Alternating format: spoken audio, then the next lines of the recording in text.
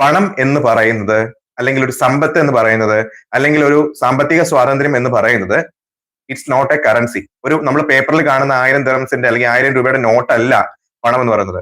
പണം അല്ലെങ്കിൽ money is an energy. ഇതൊരു ഊർജ്ജമാണ്.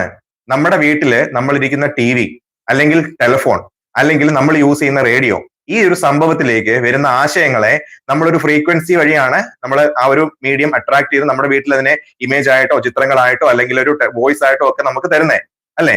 ഇതേപോലെ തന്നെ ഒരു മീഡിയം മാനിഫെസ്റ്റേഷൻ എന്നുള്ളൊരു മീഡിയം യൂസ് ചെയ്തുകൊണ്ട് പണത്തിലേക്കുള്ള ആ ഒരു എനർജി അല്ലെ പണത്തിന്റെ ആ എനർജിയെ നമ്മുടെ ലൈഫിലേക്ക് അട്രാക്ട് ചെയ്യാണ്. അതിന് പണത്തിനെ എനർജി അട്രാക്ട് ചെയ്യുന്നുള്ള എനർജി നമ്മൾ കൊടുക്കണം.